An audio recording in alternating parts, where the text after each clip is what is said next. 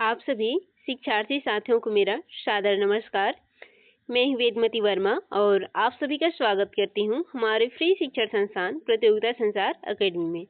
आज का हमारा अध्ययन विषय है सीजी सेट पेपर 2 ज्योग्राफी और ये हमारा इसका यूनिट 1 का क्लास 11 है। इससे पहले हमने क्लास 10 किया था। क्लास 10 में हमने इंडोजेनिक एंड एक्सोजेनिक फोर्सेस यानी कि आंतरिक और बाह्य बल इसको कम्प्लीटली अध्ययन किए थे। इसके अंतर्गत हमने ज्वालामुखी का अध्ययन प्रारंभ किया था। तो ज्वालामुखी के अध्ययन में हमने इसके अर्थ, परिभाषा, ज्वालामुखी के जो अंग है, ज्वालामुखी से निकलने वाले विभिन्न प्रकार के जो पदार्थ हैं और साथ में ज्वालामुखी के प्रकार और ज्वालामुखी का जो निर्मित स्थलाकृतियां हैं, आंतरिक और बाह्य स्थलाकृतियां, इनका अध्ययन किए थे। ठीक, तो आज की क्लास में हम लोग अध्ययन करेंगे ज्वालामुखी का विश्व वितरण अध्ययन करेंगे। ओके, तो ज्वालामुखी के विश्व वितरण में आज हम लोग क्लास प्रारंभ करते हैं। ठीक, तो कल के क्लास में थोड़ा मिस्टेक हुआ था, बारिश की वजह से हम लोग क्लास को रोक दिए थे वहीं पर। थोड़ी तबीयत भी खराब थी इसलिए दिक्कत आ रहा था साउंड में। ठीक, तो कल के लिए क्षमा प्रार्थी हैं। आज क्लास प्रारंभ करते हैं। ठीक है, तो ज्वालामुखी के विश्व वितरण में हम लोग देखते हैं कि अधिकांश ज्वालामुखी कहाँ आता है, कन्वर्जेंट बाउंड्री में आता है, डाइवर्जेंट बाउंड्री में आता है या ट्रांसफॉर्म बाउंड्री में आता है। ये पहला क्वेश्चन यहाँ से बनता है ज्वालामुखी के विश्व वितरण से। तो आप सभी को पता है कन्वर्जेंट बाउंड्री क्या होता है, डाइवर्जेंट बाउंड्री क्या होता है और ट्रांसफॉर्म लेयर क्या होता है। मैंने पहले ही एक क्लास ला दिया प्लेट टेक्टोनिक में, है ना। तो सबसे अधिक आप लोग का ज्वालामुखी कहाँ आता है, तो सबसे अधिक आप लोग का ज्वालामुखी जो आता है वो विनाशात्मक किनारा के अंदर आता है, यानी कि कन्वर्जेंट जो बाउंड्री है वहाँ आता है, जहाँ पर क्या होता है एक प्लेट दूसरे प्लेट के साथ टकराता है और जो हल्की प्लेट है वो क्या हो जाता है, ऊपर उठता है और भारी प्लेट जो है वो हल्की प्लेट के नीचे चला जाता है। यहाँ पर सबसे अधिक ज्वालामुखी आता है और सबसे अधिक अर्थक्वेक भी हमको देखने को मिलता है ना। तो हम लोग का मेजर रूप से देखते हैं कि 2/3 जो ज्वालामुखी है वो कहाँ आता है, प्रशांत महासागर के चारों ओर आते हैं। ठीक, यहाँ पर स्पेलिंग सुधारेंगे इसको, प्रशांत महासागर के चारों ओर पाए जाते हैं। ठीक है, तो प्रशांत महासागर के चारों ओर क्यों पाए जाते हैं, क्योंकि जो प्रशांत महासागर है वो क्या है, एक सबडक्शन जोन है। ये क्या है, एक विनाशात्मक किनारा है, एक कन्वर्जेंट किनारा है, जहाँ पर दो प्लेटें एक दूसरे से टकरा रहे हैं। कौन कौन सा, एक यूरेशियन प्लेट और एक प्रशांत प्लेट। ठीक, तो आपको इतना याद रखना है, ये मेजर है। ठीक है, फिर ज्वालामुखी के विश्व वितरण में फर्स्ट हम लोग देखेंगे परिप्रशांत महासागर पेटी। ये सबसे महत्वपूर्ण पेटी है, इसमें 2/3 जो ज्वालामुखी है वो आता है। ठीक, और ये जो अभिसरण क्षेत्र जो हम लोग देखते हैं जिसको हम लोग क्या बोलते हैं, सबडक्शन जोन। ये जो सबडक्शन जोन है यही क्या है, कमजोर क्षेत्र होता है, वीक क्षेत्र होता है। इसी वजह से यहाँ पर क्या होता है, सबसे अधिक ज्वालामुखी उत्पन्न होता है और सबसे अधिक अर्थक्वेक भी देखने को हमको मिलता है। ठीक, और जो प्रशांत महासागर के चारों ओर स्थित जो संक्रमण पेटी है जहाँ पर बड़ी संख्या में ज्वालामुखी पाए जाते हैं, इसे ही हम लोग क्या बोलते हैं, प्रशांत महासागर का अग्निवलय के नाम से जानते हैं, पैसिफिक रिंग ऑफ फायर इस नाम से। ठीक, ये जो पेटी है ये न्यूजीलैंड से प्रारंभ होता है और न्यूजीलैंड से प्रारंभ हो करके ये इंडोनेशिया महाद्वीप के जो पूर्वी भाग है वहाँ से फिलीपींस होते हुए जापान, यूराइल, कामचटका महाद्वीप और एल्यूशन द्वीप, इन सभी से होते हुए अलास्का और रॉकी पर्वत श्रृंखला से होते हुए मध्य अमेरिका के देशों के साथ साथ दक्षिणी अमेरिका के एंडीज से होते हुए अंटार्कटिका के माउंट जो टेरर है एवं माउंट एरोबस है वहां तक के विस्तृत है, यानी कि इसका फैलाव जो है बहुत ही विस्तृत है। ये जो प्रशांत महासागर है उसकी पूर्वी सीमा और साथ ही पश्चिमी सीमा पूरे सराउंडिंग चारों ओर को कवर कर रहे हैं। ठीक है, हाँ, तो डायग्राम के माध्यम से आप लोगों को नीचे समझाऊंगी मैं इस पॉइंट को। ठीक, और विश्व के जो अधिकांश ऊंची ज्वालामुखी हैं वो भी इसी पेटी में स्थित है और अधिकांश जो गड्ढे गर्त की बात करेंगे तो वो भी इसमें से है। चूंकि हम लोग क्या अध्ययन करें, ज्वालामुखी अध्ययन करें, तो अधिकांश जो ऊंची ज्वालामुखियां हैं वो सभी इसी में है। एग्जाम्पल के तौर पर आप लोग कोटोपेक्सी वगैरह, इक्वाडोर वगैरह देखेंगे तो ये क्या है, यहीं पर से है। ये विश्व का सबसे अधिक सक्रिय और ऊंची ज्वालामुखी है ना, ऊंची सक्रिय ज्वालामुखी है। वह जो चेम्बर आजो वगैरह है, जापान का फ्यूजियामा है, इसको सुधारेंगे फ्यूजियामा है। ठीक, किलिमंजारो, फिलिपी का माउंट ताल, उत्तरी अमेरिका का जो सस्ता है और रेनियर है, हुड है, चिली व अर्जेंटीना में जो ओजोसडेल है, ये सभी क्या है, एक सक्रिय ज्वालामुखी है, ऊंची ज्वालामुखी है, जो कि आपको यही मिलने का। ठीक, चलिए आगे बढ़ते हैं। ये आप लोगों के सक्रिय कुछ ज्वालामुखी है किसका, प्रशांत महासागर। तो आपको अब याद रखना है ये क्या है, आपका प्रशांत पेटी है, ये यूरेशियन पेटी है। ये दोनों पेटी आपस में क्या हो रहे हैं, यहाँ पर टकरा रहे हैं, सबडक्शन हो रहा है इनका, है ना। तो जब इनका सबडक्शन हो रहा है और यहाँ पर क्या है, आप लोग का विनाशात्मक किनारा बन रहा है, कन्वर्जेंट बाउंड्री बन रहा है ना। तो यहाँ पर क्या है, विभिन्न प्रकार के जो ऊंचे ज्वालामुखी है और गहरे गर्त है वो आपको देखने को मिलेगा। ठीक, सबसे अधिक भूकंप यहीं पर देखने को मिलेगा, है ना। और इधर की बात करें तो यहाँ भी आपका कौन सा है, ट्वांटी फूका है, यहाँ पर से आप लोग का कोकोस प्लेट है, यह नासका है। तो ये आपस में टकरा रहे हैं, तो ये भी आपका विनाशात्मक किनारा है ना। यहाँ भी आपको अधिक भूकंप और ज्वालामुखी देखने को मिलता है। जैसे कि यहाँ पर अब हमने जितने भी ज्वालामुखी यहाँ पर है उन सभी ज्वालामुखी का वितरण यहाँ पर बता दिया है, कौन कहाँ पर है। जापान में आप लोग देखेंगे तो फ्यूजियामा है, यहाँ पर देखेंगे तो आप लोग का म्यान है, यहाँ पर माउंट ताल है, पिंटाबू है, ये फिलीपींस में है सभी। ठीक, फिलीपींस यानी कि इंडोनेशिया में। अब कलागिला है, बगाना है, फिर क्राकाटोआ है। फिर इस साइड आप लोग आएंगे तो आप लोग का कटमई है, रेडियर है, शास्ता है, सेंट हेलेन है, कोटोपेक्सी चिम्बराजू है, ओचोच डेल सलाडो है, एकांकागुआ है। ये सभी आप लोग का यहाँ पर विस्तृत है। तो आप लोग को ये लोकेशन याद रखना है। कभी कभी वो लोग पूछ लेते हैं कि जो प्रशांत महासागरीय पेटी है इसमें कौन सा ज्वालामुखी स्थित है, आपको इनमें से नाम याद रखना है और बताना है। यदि या तो ये लोग पूछ लेंगे कि जो प्रशांत महासागर है उसकी पूर्वी तट पे कौन सा महासागर है, पश्चिमी तट पे कौन कौन सा महासागर है, ये पूछ सकते हैं। ठीक, और सबसे अधिक एक चीज याद रखना कि सबसे अधिक सक्रिय ज्वालामुखी, ऊंची ज्वालामुखी कौन सा है, ये आपको याद रखना है। ठीक है, चलिए आगे बढ़ते हैं।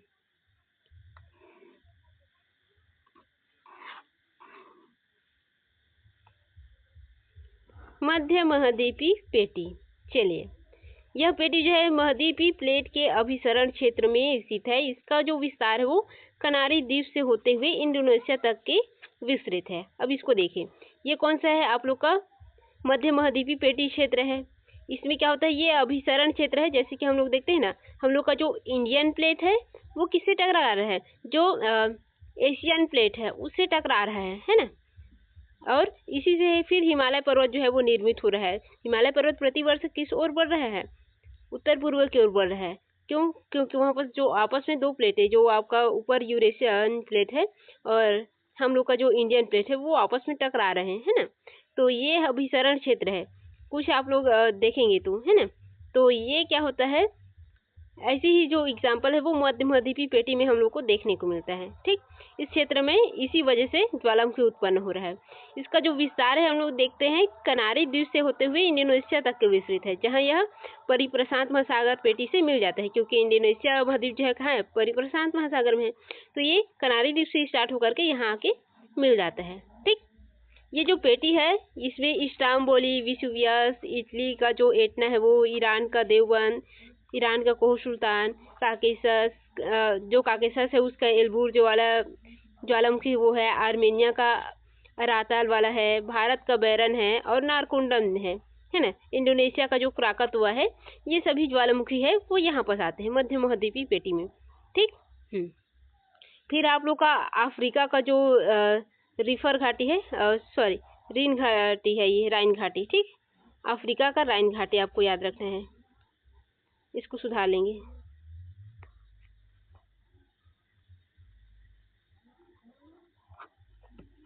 अफ्रीका का राइन घाटी क्षेत्र है। ठीक, इस क्षेत्र में क्या होता है, भ्रंश का निर्माण हो रहा है। आप सभी को पता है अफ्रीका का जो ग्रेट फॉल्ट वाला एरिया है, ये वाला है ना, आप लोग देखते हैं, है ना। मैं इसको सीधा से बना दूं, यहाँ पर से एक ग्रेट फॉल्ट बन रहा है। ठीक, राइन नदी के पास ये जो ग्रेट फॉल्ट बन रहा है, इसकी वजह से यहाँ पर अनेक प्रकार के प्लेट संचलन होती है। इस प्लेट संचलन की वजह से यहाँ पर क्या होता है, ज्वालामुखी उत्पन्न होते हैं और अनेक प्रकार के आप लोगों को भूकंपी झटके देखने को मिलता है। ठीक, यहाँ पर यदि हम लोग बात करें ज्वालामुखी, तो यहाँ पर माउंट किलिमंजारो है ये। ठीक, किलिमंजारो, इसको सुधार लेंगे।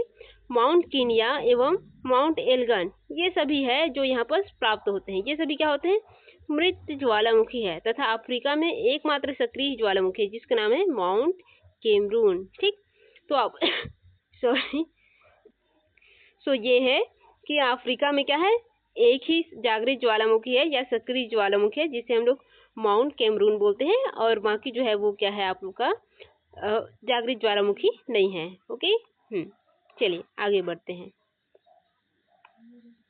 अब ये क्षेत्र देख लीजिए आप लोग। ठीक, कौन से क्षेत्र देख रहे हैं हम लोग? जो मध्य वाला क्षेत्र है वो देख रहे हैं, और अफ्रीका वाला जो क्षेत्र है उसको देख रहे हैं। ठीक है, मध्य पेटी में कौन कौन सा आएगा? यहाँ से स्टार्ट होता है आप लोग का, और ये पूरा यहाँ तक के विस्तृत है ये। ठीक, और इसके बाद जो बाकी बच जाता है ये वाला है आप लोग का अफ्रीका वाला। ठीक है, तो ये है आप लोग का। तो आपको नाम याद रखना है। विसुवियस कहाँ पर है, इस्तांबुल कहाँ पर है, इतना कहाँ पर है, माउंट एल्ब्रस कहाँ है, देवबंद कहाँ है, कोह सुल्तान कहाँ है, नारकोंडम बैरम कहाँ है। आप सभी को पता है नारकोंडम बैरम हम लोग का ज्वालामुखी जो है वो भारत की जो हिंद महासागर है, सॉरी बंगाल की खाड़ी वहाँ पर स्थित है, अंडमान निकोबार का एक हिस्सा है ये, है ना। फिर क्राकाटोआ आप लोग देखे हैं, इंडोनेशिया का, है ना। तो ये सभी क्या है आप लोग का मध्य जो ज्वालामुखी क्षेत्र है उसका विस्तार है। फिर आप लोग का फाल्टा का जो विस्तार है इसमें ये आता है अफ्रीका के में, है ना। और ये क्या है? एक सक्रिय ज्वालामुखी है, बाकी सब क्या है आप लोग का सक्रिय ज्वालामुखी नहीं है। ठीक, तो आपको याद रखना है ना, सिर्फ लोकेशन याद रखना है, क्योंकि वो कभी कभी आप लोग को लोकेशन पूछ लेते हैं इसके लिए। ठीक, या तो ज्यादातर पूछते हैं तो वो सक्रिय, निष्क्रिय और आप लोग के डेड ज्वालामुखी का नाम पूछते हैं। अचानक वो लोकेशन बेस पूछते हैं। ठीक है, मैच द फॉलोइंग में वो भी या तो कथन कारण में डाल देते हैं, उलझाना रहता है तब। ठीक, बाय चांस। फिर ये है मध्य अटलांटिक पेटी। मध्य अटलांटिक पेटी जो हमने कुछ 2-3 ज्वालामुखी अभी देखे हैं वो वाला है। ठीक, इस पेटी का निर्माण 2 प्लेटों के अपसरण से हुआ है। आप लोग देखते हैं अटलांटिक महासागर में क्या होता है, महासागर नितल प्रसरण की जो घटना है वो प्रसारित होता है। बीच में मध्य महासागरीय कटक का निर्माण हो रहा है, जिसकी वजह से क्या होता है अनेक प्रकार की प्लेट टेक्टोनिक घटनाएं घटित होती है। इसी वजह से इसको प्लेट अपसरण प्लेट है। आप सभी को पता है ये जो प्लेट है वे एक दूसरे से दूर जा रहे हैं ना, तो इसको अपसरण प्लेट बोलते हैं हम लोग, रचनात्मक किनारा बोलते हैं, है ना। तो इसी वजह से यहाँ पर क्या हो रहा है, ज्वालामुखी आ रहे हैं। ठीक है, और ये इसमें ज्वालामुखी से क्या हो रहा है, पर्वत और कटक का निर्माण हो रहा है। इसमें आइसलैंड का जो वो है पर्वत, हम लोग द्वीप बोलते हैं, छोटा द्वीप है ना, आइसलैंड का जो द्वीप है, या एजोर्स कटक है, हेलेना कटक है आपका, मध्य अटलांटिक सागर के बीचों बीच जो कटक है, ये सभी क्या है, इसी का परिणाम है। ठीक, तो मध्य अटलांटिक कटक में आप लोग देखेंगे तो ये है आप लोग का ज्वालामुखी का जो ठंडे होने से निर्मित जो इसका कृत्य है वो है। ठीक, फिर क्या है अंतरा प्लेट ज्वालामुखी। अंतरा प्लेट ज्वालामुखी क्या है, ये ऐसे है जो ज्वालामुखी है प्लेट के अंदर ही घटित होता है। जैसे कि आप लोग देखे हॉट स्पॉट एरिया हवाई द्वीप के पास का, देखे ना, मेंटल फ्लूम की जो अवस्था है वो वाला प्रदर्शित करता है। हम लोग ज्यादातर देखते हैं जो प्रशांत महासागर में जो हवाई द्वीप स्थित है उसके नीचे में क्या है, हम लोग को एक पूरा मेल्टेड मेटल्स अवस्था देखने को मिलेगा, पिघली हुई लिक्विड फ्लूइड हम लोग को देखने को मिलता है। जो धरातल की सतह जहाँ तक कमजोर देखने को मिलता है वहीं पर ये उद्गृत हो जाता है। ठीक, अंदर जो है वो बिल्कुल भी सॉलिड नहीं है, पूरी लिक्विड अवस्था में है। ठीक है, हाँ, तो ये है, तो इसी को हम लोग बोलते हैं अंतरह प्लेट ज्वालामुखी। और ये कहाँ देखने को मिलता है, ये हमको देखने को मिलता है हवाई द्वीप में, और पूरी अफ्रीका जो भ्रंश घाटी है उस क्षेत्र में भी ये हम लोग को देखने को मिल जाता है थोड़ा बहुत, है ना। तो मेजर रूप से हमको हवाई द्वीप में देखने को मिलता है, जो मेंटल प्लूम है वहाँ का हॉट स्पॉट एरिया वहाँ पर। ठीक, चलिए पिछले सीजी सेट में एक क्वेश्चन आया था यहीं से कि सॉरी यूजीसी नेट में आया था शायद, जो सबसे अधिक ज्वालामुखी है वो अंतरा प्लेट में हवाई द्वीप के कारण आता है, या मेंटल फ्लूम के कारण आता है, या हॉट स्पॉट के कारण आता है। या एक पूछा था ये किस कारण से उस यहाँ पर आता है, जिसमें प्रशांत महासागर पेटी को भी दिया गया था। तो उसमें आपको ये बताना था कि जो सबसे अधिक जो मेंटल फ्लूम वाला क्षेत्र है या हॉट स्पॉट क्षेत्र है, इसमें हमेशा सक्रिय ज्वालामुखी क्यों रहता है। इसका रीजन हमने क्या कहा, हॉट स्पॉट एरिया है तो वही होगा मेजर रूप से उसका कारण। तो हमने देखा था कि जो हवाई द्वीप में सबसे अधिक सक्रिय ज्वालामुखी होने का कारण जो है वो हॉट स्पॉट को नहीं लिया था, नहीं फ्लूम को लिया था। उन्होंने जो है वो जो फायर ऑफ रिंग है, यानी कि प्रशांत महासागरीय जो रिंग है ज्वालामुखी का, उसको आंसर लिया हुआ है। तो आपको याद रखना है कि मेजर रूप से यदि पूछते हैं तो आपको फायर ऑफ रिंग को बताना है, ठीक है। और माइनर रूप से पूछते हैं जो हाईद्वीप में सबसे अधिक सक्रिय ज्वालामुखी क्यों है, तो उसका रीजन आप लोग का क्या है, हॉट स्पॉट या प्लूम है, ठीक। हाँ, तो आपको याद रखना है कि वो किस संदर्भ में पूछ रहा है, वैश्विक संदर्भ में पूछ रहा है या जो अंतर प्लेट है उसके संदर्भ में पूछ रहा है, ठीक। उसके अकॉर्डिंग फिर आपको आंसर देना है देख करके, ठीक। हाँ, चलिए आगे बढ़ते हैं। अब हम लोग देखते हैं ज्वालामुखी के प्रभाव, एक लाभकारी और एक विनाशकारी। वैसे तो यहाँ से क्वेश्चन नहीं आता, लेकिन फिर भी इसको हम लोग देख लेते हैं व्यवहारिक नॉलेज के लिए। फर्स्ट है, ज्वालामुखी से विभिन्न स्थलाकृतियों की रचना होती है, जिसमें आप लोग का जल है, औषधि है, खनिज पदार्थ है, ये सभी हमको प्राप्त होते हैं, क्योंकि ज्वालामुखी से धरातल के नीचे से जो पदार्थ है वो बाहर आते हैं, और जब बाहर आते हैं तो उससे विभिन्न प्रकार की चीजें जो है वो भी बाहर आते हैं, है ना। फिर इससे क्या होता है, ये इससे जो लावा उत्पन्न होता है, इससे काली मिट्टी निर्मित होती है। आप सभी देखे हैं जो लावा बाहर आके फैल जाता है, बेसाल्टिक लावा जो होता है वो, तो उससे क्या होता है, काली मिट्टी बनता है। काली मिट्टी में आप लोग का जो गेहूं है, कपास है, उसके लिए उपयुक्त हम लोग को उपजाऊ मिट्टी मिल जाता है, ठीक। फिर हम लोग देखते हैं अनेक प्रकार के जो खनिज है वो धरातल के नजदीक आ जाते हैं इस प्रक्रिया से, या तो धरातल के बाहर ही आ जाते हैं, है ना। फिर इससे अनेक प्रकार के गर्म और ठंडी झीलों का निर्माण होता है। जो गर्म झील है वो गीजर का काम करता है, वातावरण को संतुलित करता है, और साथ में जो ठंडी झीलें है वो मीठे पानी वगैरह का स्रोत का निर्माण भी करता है ना। फिर हम लोग देखते हैं कि ज्वालामुखी उद्गार से जो भूगर्भिक इतिहास है उसकी जानकारी हमें मिलती है, कि पृथ्वी की इंटरनल स्ट्रक्चर कैसा है, किस प्रकार की लेयर है, किस अवस्था में है, इन सब की जानकारी मिलती है ना। फिर हम लोग देखते हैं कभी कभी ज्वालामुखी में जो निकट गर्म पानी है उससे झरने का भी निर्माण हो जाता है ना, यानी कि हमको जल का एक नया स्रोत मिल जाता है, ठीक। तो ये इसके कुछ लाभकारी प्रभाव है जिसको कथन के रूप में दे सकते हैं, ठीक। फिर विनाशकारी का बात हम लोग देखते हैं, तो यहाँ पर ऑब्वियसली जहाँ बस गर्म लावा निकलते हो, विभिन्न प्रकार के बड़े बड़े चट्टान के टुकड़े निकलते हो, जहरीले गैसें निकलते हो, तो वो तो विनाशकारी होगा ही, है ना। तो ये कुछ मात्रा में विनाशकारी भी प्रभाव डालता है। इससे निकलने वाले जो उष्ण वाष्प है, लावा है, गैस है, ये सभी क्या होते हैं, चारों ओर फैल जाते हैं, है ना। जलवाष्प वगैरह ये सभी चारों ओर फैल करके क्या करते हैं, प्रलयकारी विनाशकारी स्थिति तैयार कर देता है। दृश्यता में बाधा आ जाती है इसकी वजह से, है ना, जिसमें धरातल में कुछ दिखता नहीं है। मानव जीव जंतु वनस्पति पर विपरीत प्रभाव पड़ता है ना। जो कृषि है उस पर प्रभाव पड़ता है। मानव का जो आवास है वो नष्ट हो जाते हैं, मानव सभ्यता क्षतिग्रस्त हो जाता है। क्योंकि आप सभी को पता है कि ज्वालामुखी का जो लावा है वो यदि बहकर किसी गांव में पहुंच जाए तो उसकी रफ्तार बहुत तेज होती है, और वो पूरे गांव को चपेट में लेता है, पूरे एरिया को ही चपेट में ले लेता है, ऐसा है वो, है ना। तो ये क्या है, बहुत ही विनाशकारी होता है जिस क्षेत्र में आता है वो। ज्वालामुखी विस्फोट से निकलने वाले जो राख है, धूल है, वो नगर को दबा देता है, इतना उसमें निकलता है, ध्वस्त कर देता है, या तो नीचे धंसा देता है, या पूरे लावे से ढक करके उसको जला देता है। ऐसी परिस्थितियां उत्पन्न होती है। तो ये है हम लोग का ज्वालामुखी का प्रभाव, ठीक। तो ये ज्वालामुखी वाला टॉपिक हम लोग का आज कंप्लीट हो गया। आगे हम लोग देखते हैं अर्थक्वेक, भूकंप। क्योंकि हमारे पास समय नहीं है तो हम लोग जितना अधिक हो सके उतना अधिक क्लास लेने का प्रयास करेंगे, ठीक है। जिस दिन बारिश वगैरह या कोई दिक्कत रहेगा तभी हम लोग क्लास जल्दी ड्रॉप करेंगे, अदरवाइज हम लोग क्लास को थोड़ा सा लंबा लेंगे, ठीक, ताकि आप लोग का सिलेबस जो है वो टाइम से कंप्लीट हो जाए, ठीक। तो आगे हम लोग देखते हैं अर्थक्वेक, यानी कि भूकंप का अध्ययन करते हैं, ठीक है। अब ये बेसिकली अर्थक्वेक होता क्या है, यह भूपृष्ठ पर होने वाला एक कंपन है, ठीक। यानी कि हम लोग देखते हैं धरातल पर हम लोग को ऐसे डगमग डगमग करते हुए कुछ कंपन महसूस होता है, जिससे हम लोग हिलने लग जाते हैं, या कोई हमारे आसपास वस्तु रहता है वो हिलने लग जाता है, कंपन आ जाता है उसमें, उसी को हम लोग बोलते हैं भूकंप। ये भूकंप क्यों होता है, जो भूगर्भ में शक्तियां हैं, अंतर्जात शक्तियां, उसके परिणाम स्वरूप होता है, ठीक।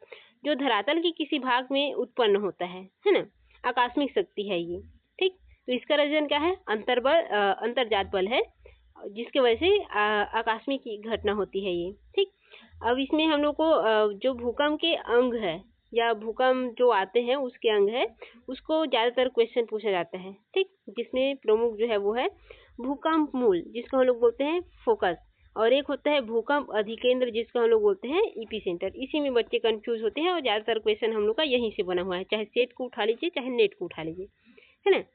तो भूकंप मूल या फोकस क्या होता है ये आपको यहाँ रखना है। ये पृथ्वी की सतह के नीचे भू परत में स्थित वह केंद्र होता है जहाँ से भूकंप की उत्पत्ति होती है। इसी को हम लोग बोलते हैं भूकंप मूल या भूकंप उद्गम केंद्र। जैसे कि मैंने कहा ये कोई क्षेत्र है ना।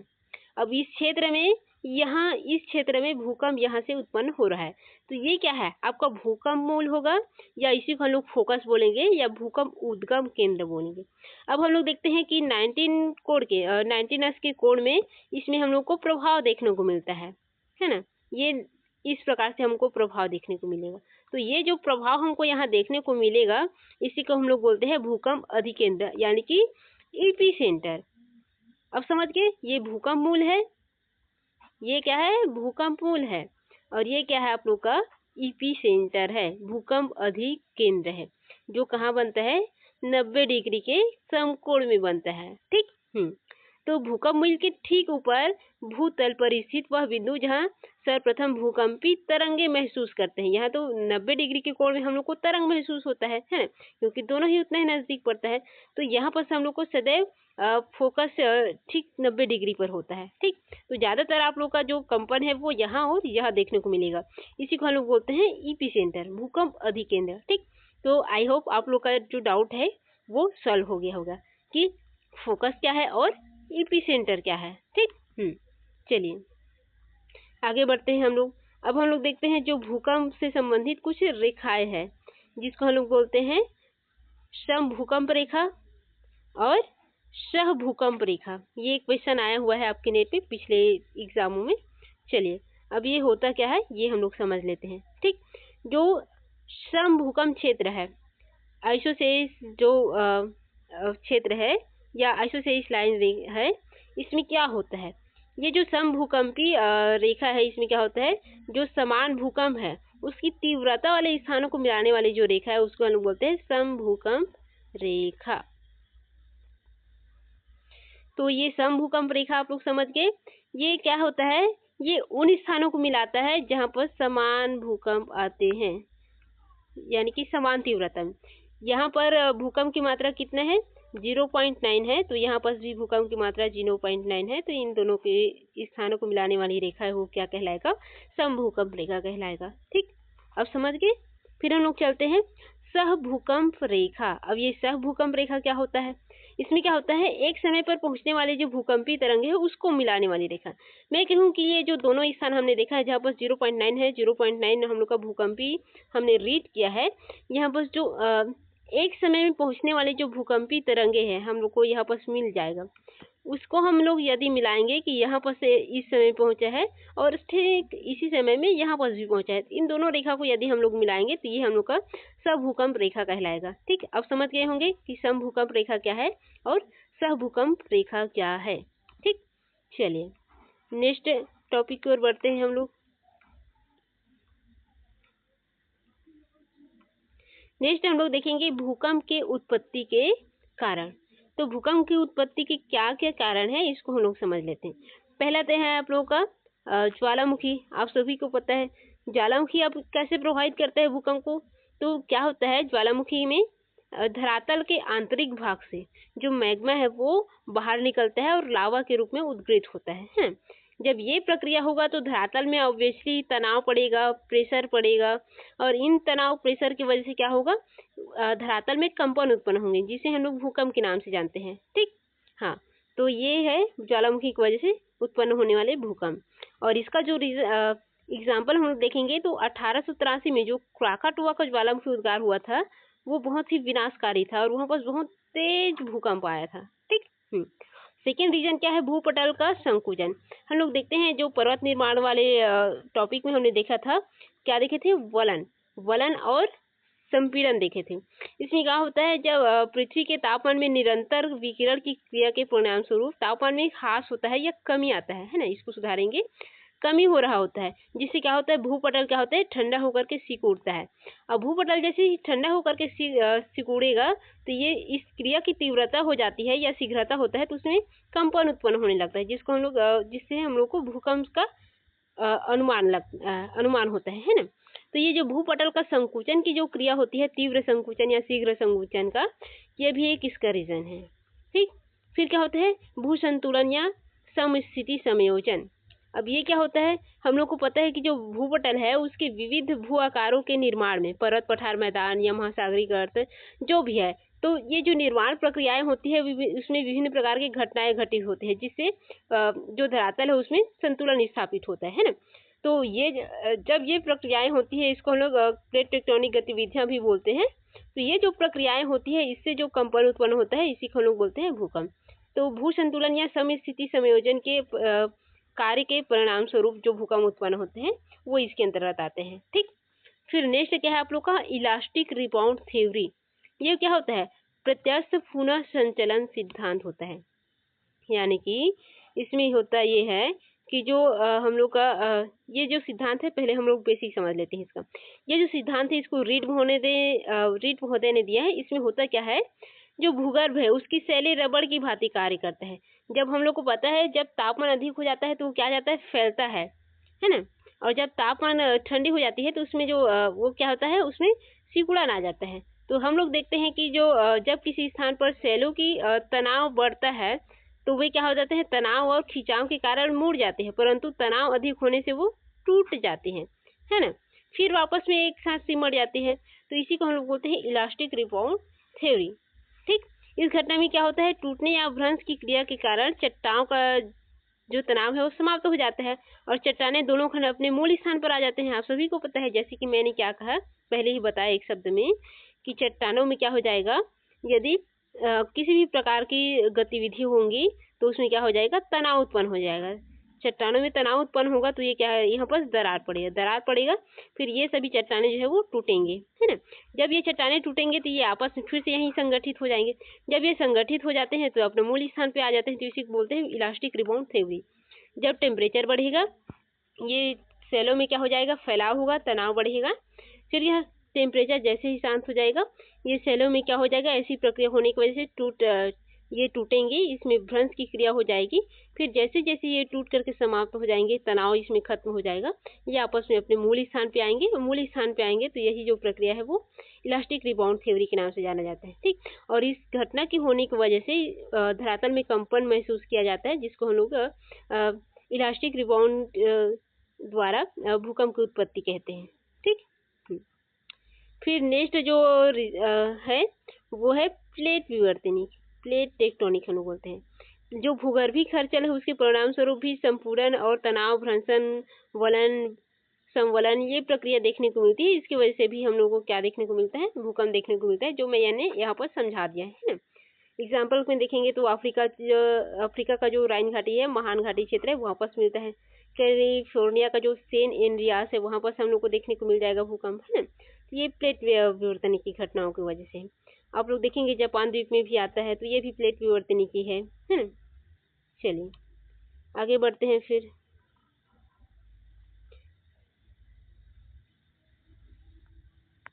यहाँ बस मैंने ऐड कर दिया है, देखो विश्व के अधिकांश ज्वालामुखी प्लेट की किस किनारे पर आता है ना।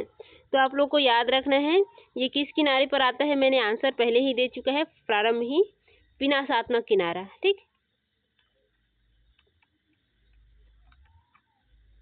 विनाशात्मक किनारा इंग्लिश में हम लोग इसको क्या बोलते हैं, कन्वर्जेंट बाउंड्री, है ना। हाँ, कॉलिजन बाउंड्री भी बोलते हैं हम लोग, कॉलिजन बाउंड्री, कॉलिजन किनारा, है ना। हाँ, तो आपको याद रखना है, यहाँ पर उसी को हम लोग समझाए हुए हैं। ठीक, सबसे अधिक यहाँ पर आता है नॉर्मली, इसके बाद जो अन्य किनारे हैं, अपसारी है, संरक्षी है, वहाँ पर आता है। ठीक, तो फिर सातवां जो रीजन है वो है आप लोग का कृत्रिम और मानवीय घटनाएं। कुछ मानवीय क्रियाएं भी है या मानव द्वारा निर्मित घटनाएं भी है, जिसकी वजह से आप लोगों को पृथ्वी में कंपन देखने को मिला है। जैसे कि हम लोग क्या बोलते हैं, विस्फोट करते हैं, या डीप माइनिंग करते हैं, या हम लोग क्या बोलते हैं, डीप ड्रिलिंग करते हैं बोरवेल वगैरह के लिए, तब कंपन उत्पन्न होते हैं ना। फिर विशाल जलाशयों का निर्माण करते हैं, यदि बांध वगैरह टूट जाता है तब ऐसा घटना हम लोग को देखने को मिलता है कि वो पृथ्वी में कंपन आता है इसके वजह से। ठीक, फिर अन्य कारणों में गैसों का फैलाव वगैरह देखते हैं हम लोग, जैसे कि भोपाल में आप लोग का मिथाइल आइसोसाइनाइड घटना हुआ था, वैसी टाइप की अनेक घटनाएं हो जाते हैं जिसकी वजह से गैसों का फैलाव होता है, वहाँ पर फिर प्रेशर बढ़ जाता है और फिर वहाँ पर कंपन देखने को मिलता है, विभिन्न प्रकार की गतिविधियाँ हो जाती हैं वहाँ पर, है ना। फिर भूस्खलन जब होता है तब हम लोग को देखने को मिलता है कंदरा के जो छतें हैं वो ढह जाते हैं तब हम लोग को देखने को मिलेगा। महाद्वीपीय मैग्नेटाइट का किसी कोई भाग टूट करके नीचे गिर जाता है सागरों वगैरह में, तब हम लोग को ऐसा देखने को मिलता है ना। तो ये सभी रीजंस है इसके। तो ये हो गया आप लोगों के भूकंप। अब हम लोग देखते हैं भूकंप का वर्गीकरण। ठीक, क्लासिफिकेशन ऑफ अर्थक्वेक्स। तो भूकंप को दो आधार पर हम मेजरली हम लोग देखते हैं, एक भूकंप मूल के आधार पर यानी कि उसके डेप्थ के आधार पर देखते हैं, और एक जो देखते हैं वो भूकंप उत्पत्ति के जो कारक है विभिन्न प्रकार के उसके आधार पर देखते हैं। मुख्य रूप से हम लोग भूकंप मूल के आधार पर पहले अध्ययन करते हैं। तो इसमें विश्व के जो अधिकांश भूकंप है वो 90% धरातल के लगभग 10 किलोमीटर के कम गहराई में ही उत्पन्न होता है। और ये 3 तरीके का होता है, जिसमें हम लोग साधारण या छिछले भूकंप बोलते हैं। ये 0 से 70 किलोमीटर तक के ही होता है। आप सभी देखे हैं ये वाला, है ना, क्रस्ट, मेंटल और कोर वाला देखे हैं कि नहीं। तो जो क्रस्ट, मेंटल और कोर है इसमें आप लोग देखे हैं जो 0 से 70 किलोमीटर वाला एरिया है, ये हम लोग का अपर क्रस्ट वाला एरिया थे। तो जो छिछली भूकंप आता है वो कहाँ आता है, अपर क्रस्ट वाले एरिया में आता है। ठीक, ऊपरी जो क्रस्ट है उसमें आता है, ऊपरी भूपर पट्टी में आता है। ठीक, फिर मध्यवर्ती जो भूकंप है वो 70 से 300 किलोमीटर के एरिया, यानी कि यहाँ से स्टार्ट होता है, वो स्थिनोस्फीयर बाउंड्री से थोड़ा सा आगे निकल जाता है, यहाँ आ जाता है। ठीक, तो ये क्या होता है, स्टेनोस्फीयर में आता है आप लोग का, जो क्या है लिक्विड, सेमी लिक्विड या सेमी फ्लूइड अवस्था में है आप लोग का। यहाँ पर आप लोगों को ज्वालामुखी की जो मैग्मा संगठन है वो देखने को मिल जाएगा। ठीक, इसी वजह से यहाँ पास आते हैं। फिर हम लोग का गहरा भूकंप है, तो जो गहरा भूकंप है वो 300 से 700 किलोमीटर के एरिया में आता है, यानी कि ये आप लोग का जो हम लोग बोल दें कि अपर मेंटल उसमें आता है। अपर मेंटल आप लोग का देखे हो कहाँ से होता है, 200 से 700 किलोमीटर के अंडर में होता है, तो ये कहाँ आता है, अपर मेंटल में। फिर 700 से लेकर के हम लोग का 2900 जो है वो लोअर मेंटल का बाउंड्री को बताता है, डिसकंटिन्यूटी को, है ना। तो हम लोग कहाँ तक के जो भूकंप है वो कहाँ तक क्या आता है, आप लोग का जो लोअर मेंटल क्रस्ट में आता है और मेंटल में आता है, कोर में नहीं आता। ठीक, ये आपको ध्यान में रखना है। कोर में आप लोग का क्या देखते हैं, चुंबकीय फील्ड देखने को, मैग्नेटिक फील्ड देखने को मिलता है। और वहाँ बस भी आप लोग का जो लोअर मेंटल है और आउटर कोर है, वहाँ बस आप लोग को जो लिक्विड अवस्था है वो आप लोग को देखने को मिल जाएगा। जो आप लोग का आउटर कोर है वो लिक्विड अवस्था में है। ठीक, चलिए तो नेक्स्ट हम लोग देखते हैं उत्पत्ति के आधार पर भूकंप के प्रकार। तो उत्पत्ति के आधार पर आप लोग का भूकंप के प्रकार है दो भागों में बांटा गया है, एक प्राकृतिक रीजन और एक मानवकृत रीजन। जो नेचुरल रीजन है, प्राकृतिक कारण है, वो क्या है, जो प्रकृति द्वारा घटनाएं होती हैं, जो नेचर से जुड़ी घटनाएं होती हैं उनकी वजह से भूकंप आते हैं, इसको हम लोग बोलते हैं प्राकृतिक भूकंप। ठीक, अब इसमें क्या होता है, जो भू संतुलन होता है ना, उस कारण से जो भूकंप उत्पन्न होती है उसको हम लोग क्या बोलते हैं, भू संतुलन मूलक भूकंप बोलते हैं। ठीक, इसमें आप लोग को पहले ही बता दिए हैं, जो पर्वत वगैरह निर्माण होता है, पठार मैदान वगैरह निर्माण होता है, तो ये घटनाएं होती हैं। ठीक, इसकी वजह से कंपन उत्पन्न होते हैं, जैसे हिंदू कुश पर्वत वगैरह हो गया, नेपाल वगैरह के निर्माण में ये सभी भूकंप भी हम लोग को देखने को मिला है। ठीक, फिर क्या है, ज्वालामुखी भूकंप। जब ज्वालामुखी क्रियाएं होती है तो हम लोग को ऑब्वियसली देखने को मिलता है कि जो ज्वालामुखी जहाँ उद्गार होता है वहाँ पर हम लोग को अनेक प्रकार के कंपन देखने को मिलते हैं, तो वो हम लोग का भूकंप होता है, जैसे कि क्राकटवा है, कटमई वगैरह है, एटना वगैरह है, ये सभी है ना एग्जाम्पल में है। फिर हम लोग देखते हैं जो प्लेट विवर्तन की घटनाएं होती है या भ्रंश मूलक भूकंप होता है। हमने देखा है जिस जहाँ पर प्लेट में तनाव आता है तो वहाँ पर दरार पड़ जाते हैं, तो इसकी वजह से भी वहाँ पर भूकंप आता है। जहाँ पर आप लोग को वलित पर्वत का निर्माण होता है, यानी कि संपीड़न की स्थिति बनती है, वहाँ पर भी आप लोग का भूकंप आता है, क्योंकि दो क्षेत्र जब क्या होंगे, सिकुड़ेंगे आपस में, तो उसमें तो भूकंप आएगा ही, क्योंकि जगह में आप लोग का बदलाव होता है ना। फिर हम लोग देखते हैं जो वितली है या प्लूटोनिक भूकंप है, यानी कि इसमें क्या होगा, धरातल के अत्यधिक गहराई पर उत्पन्न होने वाले भूकंप होते हैं ये, जो कि पृथ्वी के आंतरिक ऊष्मा द्वारा खनिजों के पुनर्संगठन के कारण होता है, यानी कि रासायनिक जो क्रिया होती है उसके माध्यम से होता है आंतरिक भाग में। ठीक, तो ये हो गया, तो ये है कुछ नेचुरल रीजन। अब मानवकृत कारणों में यदि हम लोग देखेंगे तो क्या आएगा, इसमें तो बहुत सारे रीजन है जो आपको पता है। कौन कौन से है, हम लोग जब विस्फोट करते हैं खनिज वगैरह से संबंधित, तब ये होता है ना, माइनिंग करते हैं ना, तो माइनिंग करते हैं तो उस टाइम विस्फोट करना पड़ता है हम लोग को, है ना, रासायनिक विस्फोट करते हैं या परमाणु विस्फोट करते हैं, फिर आंतरिक भागों से खनिज वगैरह प्राप्त करने का प्रयास करते हैं, या कुछ निर्माण करना रहता है हम लोग को चट्टान के नीचे, तब हम लोग ऐसी क्रिया करते हैं, या हम लोग परमाणु विस्फोट भी करते हैं उस परमाणु की जो क्षमता है उसको टेस्ट करने के लिए। तो ये क्या है हम लोग का विस्फोटक भूकंप है ये, है ना।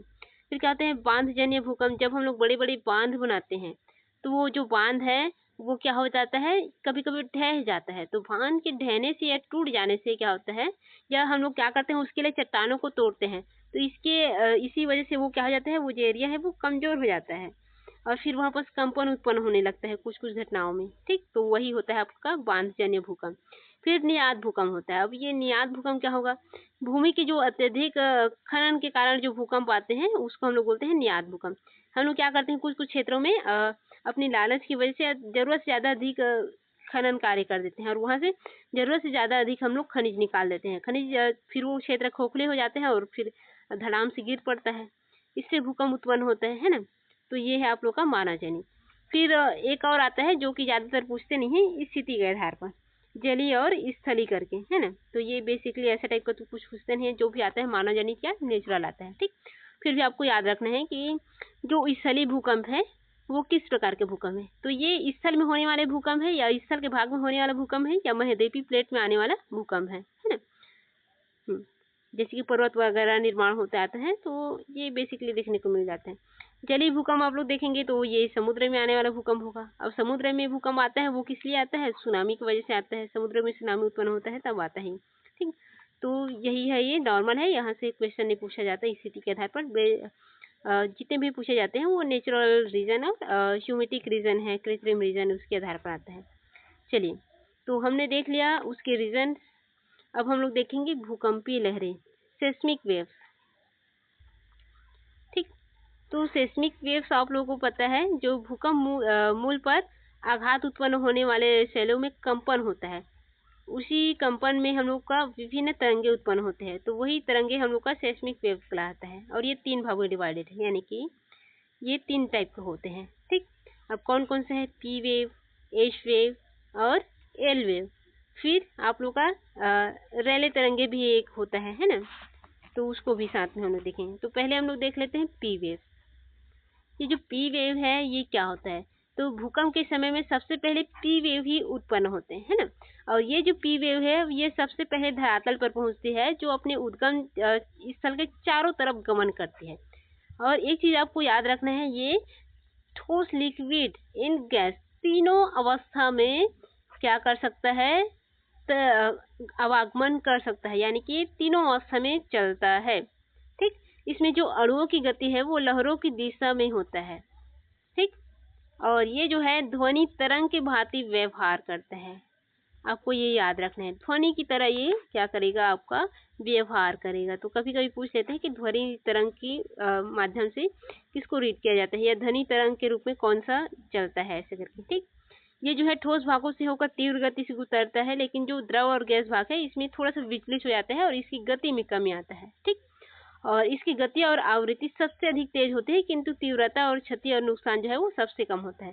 ठीक, तो ये जो है जिगजैग ने चल के सीधी चलती है, इसी वजह से इसमें क्षति और नुकसान जो है वो बहुत ही कम होती है, ध्वनि तरंग के माध्यम से चलता है। ठीक, और इसकी गति की बात करें तो ये 8 किलोमीटर प्रति सेकेंड या 14 किलोमीटर प्रति सेकेंड तक के हो सकते हैं। ठीक, और प्राथमिक तरंग का जो प्रभाव है इसके कारण प्लेट जो है वो फैलती है और सिकुड़ती है। ठीक है, यानी कि इसमें क्या होता है, चट्टानों का जो टूटना है वो प्लेट फैलने और सिकुड़ने की वजह से होता है। ठीक, चलिए फिर सेकेंड हम लोग देखते हैं। सेकेंड कौन सा तरंग है, ये हम लोग का आड़ी तरंग, अनुप्रस्थ तरंग, क्षैतिज तरंग, या हम लोग इसको एस तरंग या एस वेव भी बोलते हैं। तो ये एस वेव क्या होता है, ये प्राथमिक लहरें के बाद प्रकट होती है। ठीक, यानी कि सेकेंड लहर है। अब ये तरंग जो होता है ये क्या होता है, जो तरल भाग है उसमें विलुप्त हो जाता है, केवल ठोस में चलता है। तो आपको याद रखना है, पहला वाला तीनों अवस्था में चला था, ये केवल ठोस में चलेगा, केवल ठोस में चलेगा। आप लोग देखेंगे कि ये जो एस वेव है ये धरातल है, धरातल में आप लोग देखेंगे ये क्या है, आप लोग का क्रस्ट है, ये आप लोग का मेंटल है और ये कोर है ना। मैं इसको थोड़ा सा अलग कर देती हूँ, ये है और ये आप लोग का क्रस्ट है। ठीक, तो आप लोग देखेंगे जो क्रस्ट वाला एरिया है यहाँ पास आपको एस वेव देखने को मिलेगा, कोर वाले एरिया में एस वेव देखने को मिलेगा, बट आप लोग का विंटर जो मध्य लेयर है उसमें आप लोगों को ये देखने को नहीं मिलता है। यहाँ पास ये क्या हो जाता है, विलुप्त हो जाते हैं, छाया क्षेत्र बनाता है, शेडो एरिया बनाता है। ठीक, हाँ, तो आपको याद रखना है ये केवल ठोस भाग में चलता है, लिक्विड या फ्लूइड वाले भाग में या गैसी भाग में गमन नहीं कर पाता, विलुप्त हो जाता है। ठीक, और ये क्या होता है, प्रकाश तथा जल तरंग के भांति ये व्यवहार करता है। ठीक, और इसकी जो गति है पी तरंग से कम है। ठीक है, हाँ, इसमें कणों की जो गति है वो समकोण दिशा में होता है। जैसे वो क्या हो रहा था, जो भूकंप की दिशा में ही उसकी गति हो रही थी, इसका दिशा क्या है, समकोण है, ये ऐसे होगी 90 अंश की डिग्री में होगा। ठीक, हाँ, चलिए, ये जो है द्वितीयक तरंग के नाम से जाना जाता है ना, ये जो तरंग है ये आवृत्ति और लघु तरंग दैर्ध्य गति से चलने वाली है, इस प्रकार के माध्यम से। इसमें क्या होता है, उसकी तुलना में प्लेटों में तोड़ मरोड़ ज्यादा देखने को मिलता है, और इसकी जो गति है 4 किलोमीटर प्रति सेकंड से 6 किलोमीटर प्रति सेकंड होता है। ठीक, हाँ, तो ये कैसे चलती है आप लोग का, लघु तरंग दैर्ध्य और उच्च आवृत्ति के साथ, ये कुछ ऐसे ऐसे ऐसे ऐसे जिग चलेगा। ठीक है, चलिए, तो आगे बढ़, चलिए नेक्स्ट है हम लोग देखते हैं थर्ड एल तरंग, जिसको बोलते हैं धरातली तरंग, इसको हम लोग बोलते हैं बेसिकली। अब ये क्या होता है, इसकी गति जो है वो सबसे कम होता है। ठीक, इसको धरातली तरंग हम लोग बोलते हैं, और इसमें गति सबसे कम होगा, अवधि सबसे अधिक लेगा, है ना, लेकिन क्या करेगा, ये विनाशकारी सबसे अधिक होगा, ये इसका रीजन है। ठीक, और ये बहुत ही एकदम जिगजैग बना के चलेगा, और इसी वजह से विनाश इसमें ज्यादा होता है। ठीक, और ये ज्यादातर गहराई तक के नहीं जाता, समाप्त हो जाता है, इसलिए इसमें विनाश जो होता है वो आप लोग को धरातल में यानी कि हम ही लोगों का विनाश ज्यादा देखने को मिलता है। ठीक, इनसे भूकंप के दौरान क्या होता है, सर्वाधिक भयंकर विनाशकारी माना जाता है। ठीक है, हाँ, तो आपको याद रखना है सर्वाधिक भयंकर विनाशकारी है ये एल तरंग। ठीक, चलो अब हम लोग देखते हैं सेरो क्षेत्र, यहाँ से क्वेश्चन आया हुआ है सेरो क्षेत्र से, भूकंपीय छाया क्षेत्र। अब ये भूकंपीय छाया क्षेत्र आप लोग देखे हो, ऐसे करके बना हुआ है आपके बुक में। ठीक, चलो पहले देख लेते हैं। पृथ्वी पर एक ऐसा क्षेत्र जहाँ पर भूकंप लेखी द्वारा भूकंपी तरंगों का अभिलेखन नहीं कर पाते, वो होता है भूकंपी छाया क्षेत्र या भूकंपी तरंगों का सेरो क्षेत्र। मैं पहले ही आपको बताया, जो पी तरंग है वो सभी में चलता है, यानी कि किस में चलता है, वो लिक्विड, फ्लूइड एंड गैस तीनों अवस्था में चलता है, लेकिन एस तरंग है वो केवल ठोस अवस्था में चलता है, तरल अवस्था में नहीं चलता। तो जो जिस अवस्था में नहीं चल पाता उस अवस्था में क्या होता है, उसका सेरो क्षेत्र बन जाता है। जैसे कि हम लोग देखेंगे, भूकंप के अधिकेंद्र से 105 डिग्री के भीतर सभी स्थानों पर पी और एस तरंगे दोनों गति करते हैं, किंतु 105 से 145 डिग्री के बीच दोनों तरंगों का अभाव पाया जाता है। ठीक, जो पी इसलिए इस क्षेत्र को दोनों तरंगों के लिए सेरो क्षेत्र कहा जाता है। जो 145 डिग्री के बाद पी तरंगे जो है वो पुनः प्रकट हो जाती है, और एस तरंगे यहाँ भी लुप्त रह जाती हैं। ठीक, तो यहाँ पर आपको याद रखना है, एल तरंगे तो यहाँ तक के आएंगे नहीं, जो पी और एस है वही आएंगे। तो जो पी और एस तरंगे हैं वो सॉलिड लेयर में चलेंगे, ये तो तीनों लेयर में चलते हैं, लेकिन ये भी क्या हो जाता है, विचलित हो जाता है, जो जल है कैसी अवस्था है वहां पर। ठीक, तो आपको ये याद रखना है। चलिए, भूकंप मापक यंत्र। अब आप लोग को अलग अलग टाइप के भूकंप या मापक यंत्र देखने को मिलेगा। ज्यादातर आप लोग के सिस्मोग्राफ और रिएक्टर को पूछते हैं, और मरकरी को, राफेल को नहीं पूछा जाता है ना, राशि फेरल वाले को। तो सबसे अधिक आप लोग का सिस्मोग्राफ और रिएक्टर और मरकरी, तो मरकरी को ज्यादातर नहीं पूछते, ये दो आप लोग का मोस्ट इम्पोर्टेंट है। ठीक, जो भूकंपी तरंगों का नॉर्मली हम लोग अंकन करने के लिए प्रयोग करते हैं वो हम लोग का सिस्मोग्राफ है ना, और उसकी तीव्रता की माप के लिए जिसका प्रयोग करते हैं वो हम लोग का रिएक्टर स्केल है। ठीक, और तीव्रता मापने के यंत्र में जो गुणात्मक मापक हम लोग करते हैं वो हम लोग उसके लिए हम लोग मरकरी वो करते हैं, यानी कि उसके प्रभाव देखने के लिए जिस यंत्र का प्रयोग करेंगे वो मरकरी होगा, और कितनी मात्रा में हुआ है ये हम लोग देखने के लिए जब हम प्रयोग करेंगे तो वो आपका रिएक्टर स्केल होगा। ठीक, फिर राशि राफेल भी होता है, ये राशि राफेल ज़्यादातर हम लोग यूज़ नहीं करते, ठीक। तो मेजर 3 यूज़ करते हैं। सिस्मोग्राफ जो भूकंपीय तरंगों का अंकन के लिए करते हैं कि कहाँ उसका भूकंप केंद्र है, कहाँ पर फोकस है, कहाँ पर सीपी सेंटर है, कहाँ पर उसका 90 डिग्री का कोण बना है, ये देखने के लिए, ठीक। तो रिएक्टर क्या करेगा, उसमें तीव्रता कितनी है, कितनी मात्रा में है, ये देखते हैं। ये बेसिकली 0 से 9 तक के हम लोग देखते हैं। फिर मलकेली क्या करता है, उसका जो प्रभाव है वो क्या पड़ा है, तीव्रता का जो प्रभाव है वो कितना पड़ा है, क्या क्या क्षति हुआ है, ये हम लोग देखते हैं। बेसिकली ये गुणात्मक होता है, ठीक। ये 1 से 12 तक के व्यक्त की जाती है। तो आपको तीनों याद रखने हैं, सिस्मोग्राफ, रिएक्टर और मरकरी। फिर है हम लोग देखते हैं भूकंप का विश्व वितरण। अब आप सभी को मैं पहले ही ज्वालामुखी के साथ इसका वितरण बता दिया हूँ। जहाँ पर ज्वालामुखी अधिक उत्पन्न होगा वहाँ पर ऑब्वियसली आप लोग को भूकंप अधिक देखने को मिलेगा, है ना। तो जैसे कि पहले उसमें हमने देखा था परिप्रशांत महासागर पेटी, जो कि रिंग ऑफ फायर बेल्ट के नाम से हम लोग जानते हैं। तो यहाँ पर होता है। तो यहाँ पर जैसे कि हमने पहले ही देखा था कि विश्व की जो 2/3 ज्वालामुखी है वो कहाँ घटित होता है, इस पेटी में घटित होता है। तो इस पेटी में विश्व के 2/3 ज्वालामुखी घटित होता है, इसलिए उसके प्रभाव में यहाँ पर भूकंपीय घटनाएं भी लगभग 63% घटित होता है, यानी कि 2/3 घटित होता है। यह जो क्षेत्र है यह प्रशांत महासागर के दोनों तटों पे स्थित है, पूर्वी और पश्चिमी, जो कि मैं पहले ही आपको बताया। इसके कई कारण है। पहले है सागर और स्थल का मिलन क्षेत्र, मैंने बोला था सबडक्शन जोन, जो आप लोग का प्रशांत महासागर है और यूरेशिया है उसका सबडक्शन जोन है ये, है ना। नवीन वलित परत का जो निर्माण होता है आप लोग को देखते हैं कि जो पूर्वी क्षेत्र है प्रशांत महासागर का, ये उत्तरी अमेरिका और ये दक्षिणी अमेरिका, यहाँ पर आप लोग को च्वांडी फुका देखने को मिलेगा, कोकोस और ये नास्का, ये आपस में क्या कर रहे हैं, नवीन वलित पर्वत का निर्माण कर रहे हैं। यहाँ पर आप लोग को देखने को मिल जाएगा राखीज, यहाँ पर एंडीज मिलेगा, अपलेशियन मिलेगा, अलास्का के पर्वत मिलेगा। ये सभी वलित पर्वत वाला जो क्षेत्र है ये कमजोर क्षेत्र है और इसी वजह से यहाँ पर ज्वालामुखी क्रियाएं उत्पन्न होती है और यहाँ पर उसी वजह से भूकंप उत्पन्न होता है, ठीक। इस क्षेत्र में प्रशांत महासागरीय प्लेट के सहारे जो अग्नि वलय है उसमें असंख्य भूकंप देखने को मिलते हैं, क्योंकि यहाँ पर असंख्य ज्वालामुखी भी है ना।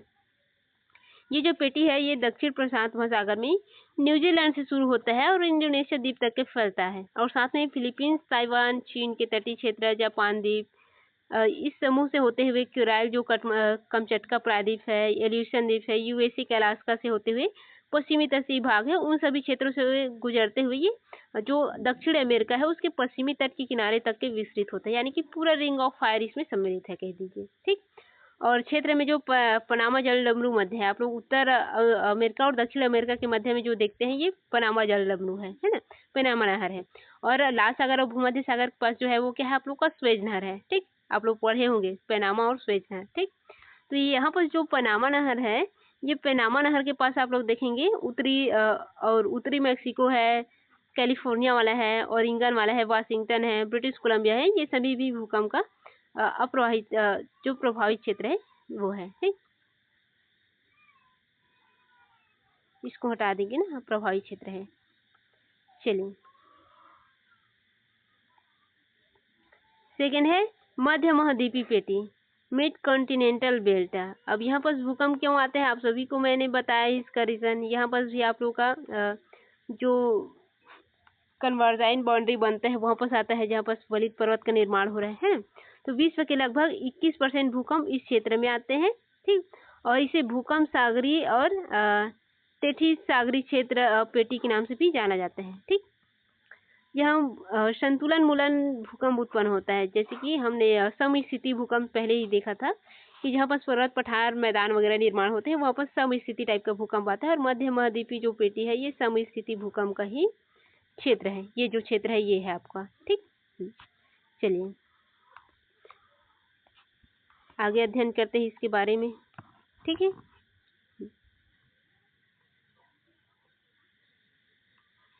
तो नेक्स्ट है ये जो पेटी है विश्व में यह जो पेटी है ये पश्चिमी केप वर्डे से स्टार्ट होता है और यहाँ से स्टार्ट होकर के पुर्तगाल, भूमध्य सागर, Alps, Asia Minor, Iran, Himalaya पर्वत के सहारे होते हुए ये कहाँ पर जाता है, जो पूर्वी द्वीप समूह है प्रशांत महासागर की उसमें जाकर के मिल जाता है, ठीक। यानी कि ये इसका विस्तार है।